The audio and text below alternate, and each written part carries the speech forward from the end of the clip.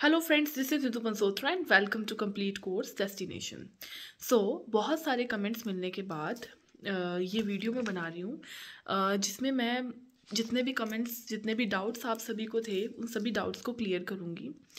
First of all, जो भी candidates अभी अपेयर होने वाले हैं सीएसपी के अंदर, एपीएस के इंटरव्यू के अंदर, उनको ये डाउट है कि first doubt is eligibility for regular post और कॉन्ट्रैक्चुअल और एडहॉक। फर्स्ट ऑफ ऑल, कुछ कैंडिडेट्स ने ओएसटी क्वालिफाई कर लिया है, कुछ कैंडिडेट्स ओएसटी क्वालिफाई नहीं कर पाए हैं। तो फर्स्ट ऑफ ऑल, तो कौन से जो कैंडिडेट्स हैं वो एडहॉक पोस्ट के लिए जा सकते हैं, कौन से कैंडिडेट्स कॉन्ट्रैक्चुअल के लिए जा सकते हैं, और कौन से ऐसे कैंडिडेट्स हैं जो रेगुलर इंटरव्यू में अपेयर हो सकते हैं। सो अगर आपने ओएसटी एग्ज़ाम दिया, ओएसटी एग्ज़ाम के अंदर आपके 50%, not percentile, only percentage, if you got 50%, तो आप जो है रेगुलर पोस्ट के लिए एलिजिबल हो। आप रेगुलर पोस्ट के लिए इंटरव्यू दे सकते हैं, और उसका जो है इंटरव्यू का प्रोसीजर क्या है वो अभी मैं आगे जो है एक्सप्लेन कर दूंगी। तो पहले हम एलिजिबिलिटी की बात कर रहे हैं ओनली। सो जो कैंडिडेट्स हमारे ओएसटी क्लियर कर चुके हैं 50% के साथ, वो रेगुलर पोस्ट के लिए क्वालिफाई हैं। वो रेगुलर के लिए अपनी वैकेंसी के जहाँ जहाँ पर वैकेंसी निकलेगी वहाँ पर फॉर्म फिल कर सकते हैं और वहाँ पर इंटरव्यू दे सकते हैं। अब जिन कैंडिडेट्स के ने ओएसटी दिया लेकिन उनके percentage, not percentile, only percentage अगर आपके 48% से ऊपर है, तो आप एलिजिबल हो कॉन्ट्रैक्चुअल के लिए।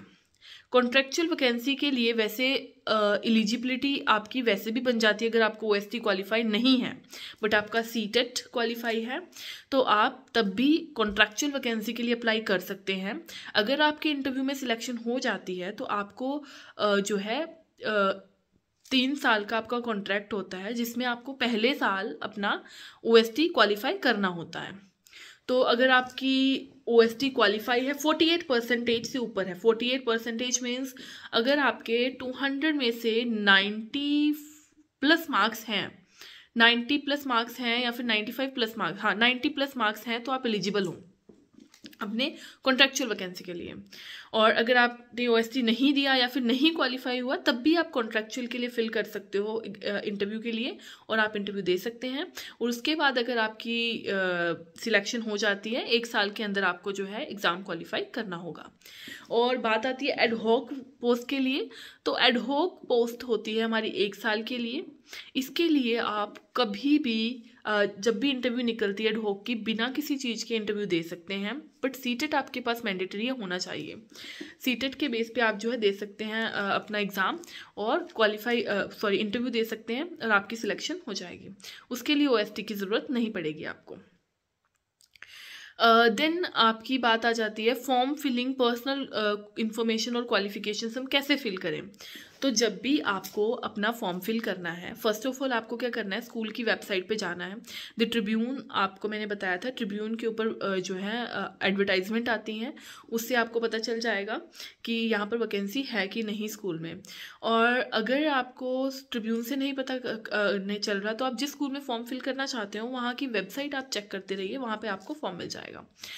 तो आपको उस फॉर्म को प्रिंट आउट लेना है उसके अंदर अपनी क्वालिफिकेशंस फिल करनी शुरू कर देनी है, अपनी पर्सनल डिटेल्स फिल करनी है। पर्सनल डिटेल के बाद क्वालिफिकेशन का कॉलम होगा, जिसमें आपको अपनी 10th 12th graduation, B.Ed, masters, इनकी डिटेल फिल करनी है। उनका ईयर ऑफ पासिंग ईयर होगा, पासिंग ईयर के बाद उसका होगा आपके परसेंटेज होंगे, कितने परसेंटेज आपने तब लिए थे, और आपके सब्जेक्ट्स फिल करने होंगे। वो सब आपको फिल करना है अपनी क्वालिफिकेशंस के अंदर। अपने क्वालिफिकेशंस के अंदर अपना सीटेट भी मेंशन कर सकते हैं, अपना ओएसटी एग्ज़ाम भी मेंशन कर सकते हैं। किसी फॉर्म के अंदर जो है कॉलम बना होता है जिसमें आपको सीटेट फिल करना होता है, ओएसटी फिल करना होता है। अगर नहीं बना तो ऊपर आप मेंशन कर दीजिए। आपके पास जितने भी आपने जो है कॉम्पिटिशन्स में पार्टिसिपेट किया है, जिस तरह के आपके पास सर्टिफिकेट्स हैं, वो सब कुछ अपने फॉर्म के ऊपर मेंशन कीजिए। और ये सब फिल करने के बाद आपकी पर्सनल डिटेल्स हो गई और क्वालिफिकेशंस हो गई। उसके बाद आपका वर्क एक्सपीरियंस, आपके पास कितना वर्क एक्सपीरियंस है, किस किस स्कूल का है, आप वो सब मेंशन कर सकते हैं। कितने साल का एक्सपीरियंस है वो सब मेंशन कर सकते हैं। ये सब चीज़ें आपको अपने फॉर्म के ऊपर ही फिल करनी है। उसके बाद आ जाता है रिटन एग्ज़ाम। अच्छा, आपने फॉर्म फिल किया, फॉर्म फिल करने के बाद आपने उसको बाई पोस्ट जो है स्कूल में भेजना है। डिमांड ड्राफ्ट अटैच करना है साथ में, 100 या 200 रुपये का डिमांड ड्राफ्ट रहेगा, वो आपको अटैच करना है। अच्छा, एक और बात, अब जब आप फॉर्म फिल करेंगे उसके अंदर एक कॉलम होगा कि आपने पहले कभी सीएसबी इंटरव्यू दी है। अगर आपने सीएसबी इंटरव्यू दी है, किस स्कूल में दी है, वो आपकी क्वालिफाई थी, मतलब आपकी इंटरव्यू जो है क्लियर हुई थी कि नहीं हुई थी, इस तरह का एक कॉलम मिलेगा। लेकिन आपको उसमें उसी इंटरव्यू को मेंशन करना है जो आपकी क्वालिफाई हुई थी। सपोज दैट आपने पिछले साल एक एपीएस में इंटरव्यू दी, सीएसबी आपकी इंटरव्यू क्लियर हो गई, आपको कॉल आ गया, तो आप उस इंटरव्यू को वहाँ पर मेंशन कीजिए। अगर आपने किसी एपीएस में इंटरव्यू दी, आपकी एपीएस में इंटरव्यू क्लियर नहीं हुई, तो आप उसको मेंशन मत कीजिए। उसके बाद आपका फॉर्म फिल भेज दिया आपने, आपको कॉल आएगी स्कूल से, आपको डेट बताई जाएगी, मेल आएगी आपकी ईमेल आईडी पर कि आपको इस तारीख को स्कूल में इंटरव्यू के लिए आना है। आप वहाँ पर पहुँचे, वहाँ पर जाते आपका पहले होगा सीबीटी, कंप्यूटर बेस्ड टेस्ट होगा। सीबीटी की वीडियोस मेरे चैनल पर पहले भी अपलोडेड है। अगर आपको और वीडियोस चाहिए तो आप कमेंट सेक्शन में बता सकते हैं, मैं आपको और वीडियोस प्रोवाइड कर दूंगी। किस तरह के क्वेश्चंस आते हैं कंप्यूटर बेस्ड टेस्ट में, वो आपको बता दूंगी मैं। उसके बाद सीबीटी होने के बाद आपका होगा लैंग्वेज टेस्ट। तो लैंग्वेज टेस्ट या सब्जेक्टिव टेस्ट ये सभी स्कूल्स में नहीं होता है, बट किसी किसी स्कूल में होता है। अगर आप पीआरटी के इंटरव्यू के लिए जा रहे हैं तो आपका लैंग्वेज टेस्ट हो सकता है, जिसमें इंग्लिश का कोई भी एक टॉपिक दे देंगे वो, जो कि आपकी किसी भी टॉपिक को किसी भी चीज़ के ऊपर बेस्ड हो सकता है। साइबर क्राइम के ऊपर बेस्ड हो सकता है, या फिर ड्रग एब्यूज़ के ऊपर हो सकता है, या फिर किसी भी इस तरह के कोई एक टॉपिक आपको दे दिया जाएगा। आपको उस टॉपिक के ऊपर एक फुल पेज, आपको वर्ड लिमिट बता देंगे कि इतने वर्ड्स लिखने हैं, उतने वर्ड्स में आपको वो पूरा एक पैराग्राफ लिखना होगा। उसके बाद उसमें आपकी ग्रामेटिकल मिस्टेक्स वगैरह चेक की जाएंगी, आपकी देखा जाएगा कि आप किस लेवल तक सोचते हैं, आपके थॉट प्रोसेस को देखा जाएगा, उसके बेस पे आपको जो है मार्क्स मिलेंगे लैंग्वेज टेस्ट में।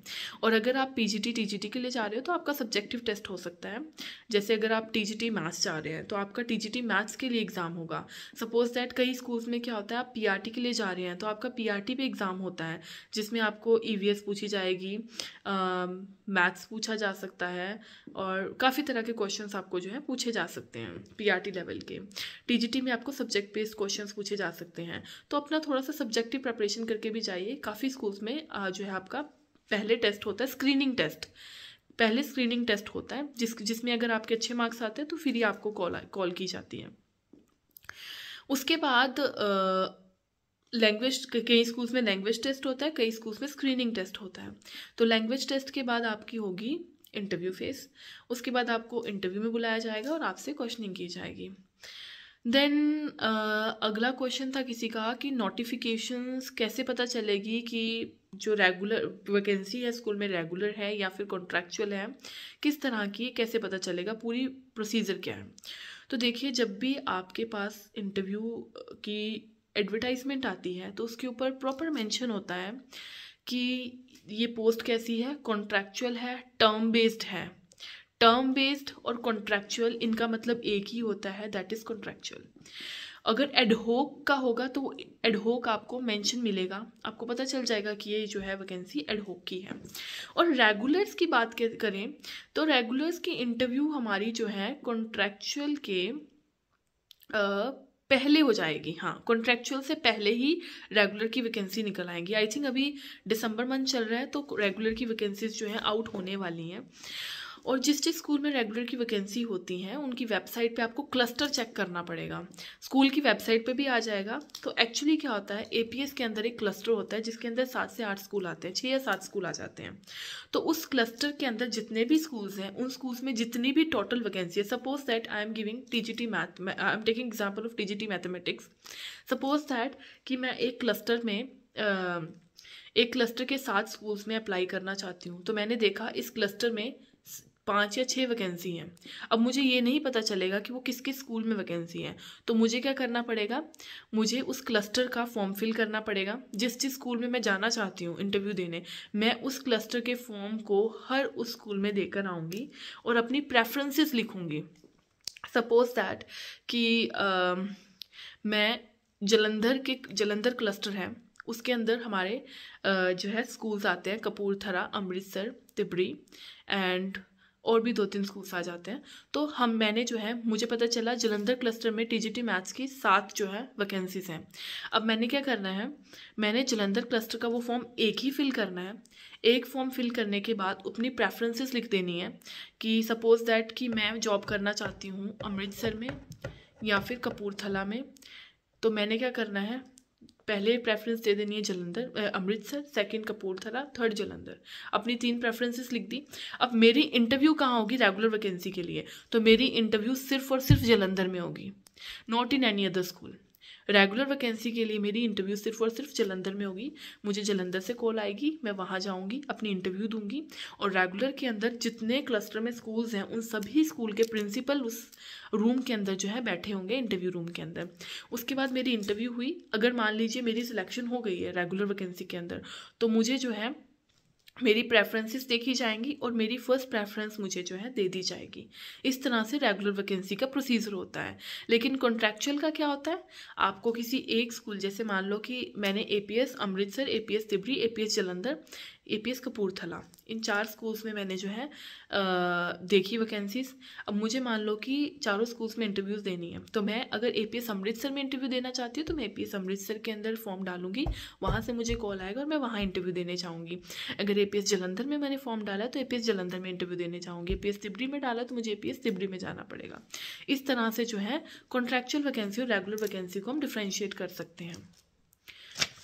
देन अगला क्वेश्चन था, कोई स्टूडेंट है जो कि कॉमर्स स्टूडेंट है, वो ये क्वेश्चन पूछते हैं कि इंटरव्यू में किस तरह से क्वेश्चन पूछे जाएंगे। तो फर्स्ट ऑफ ऑल, जब आप इंटरव्यू के अंदर जाते हैं, सबसे पहले आपको अपना कॉन्फिडेंस हाई रखना है कि आपको सब कुछ आता है। Not over confidence but confidence. आपको जो भी बोलना है आपको कॉन्फिडेंस के साथ बोलना है।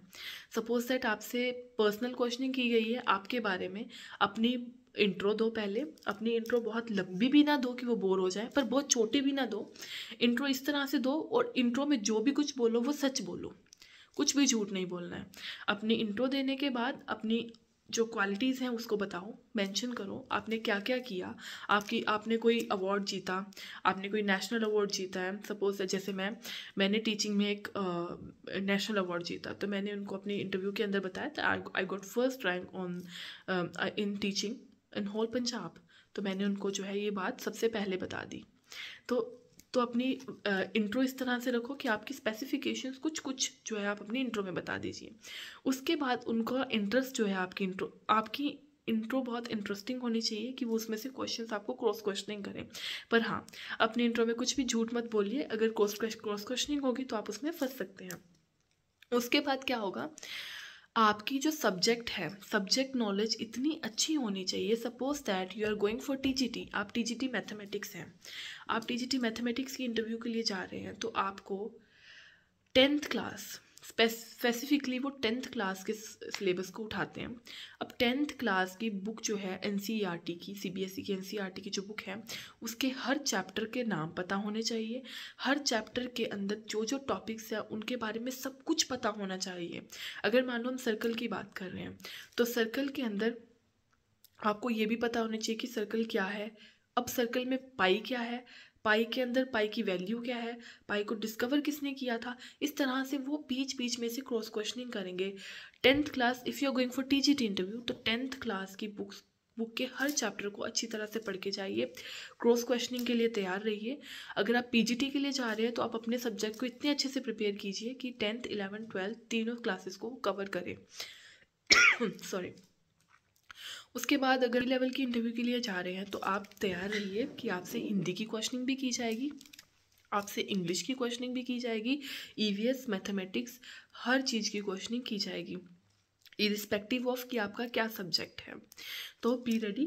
अगर वहाँ पे स्कूल में हिंदी की, मान लीजिए कि पीआरटी में हिंदी की रिक्वायरमेंट ज़्यादा है, तो आपसे हिंदी के क्वेश्चन करेंगे। और अगर नहीं भी रिक्वायरमेंट है तो आपको हिंदी के क्वेश्चन कर सकते हैं, इंग्लिश के कर सकते हैं, मैथ्स के कर सकते हैं, एसएसटी जो मैपिंग होता है जिसमें ईवीएस आ जाता है वो भी कर सकते हैं। तो be ready for everything in PRT. Then question आता है लैंग्वेज ऑफ इंटरव्यू। इंटरव्यू का लैंग्वेज क्या रहता है? तो फर्स्ट ऑफ ऑल कोशिश कीजिए कि अपना जो मोड है इंग्लिश रखिए, बिकॉज इन एपीएस इंग्लिश को काफ़ी ज़्यादा प्रेफरेंस दी जाती है। आप अपनी इंट्रोडक्शन इंग्लिश में दीजिए। उसके बाद आप देखिए कि आपसे जो क्वेश्चनिंग की जा रही है वो हिंदी में की जा रही है कि इंग्लिश में की जा रही है।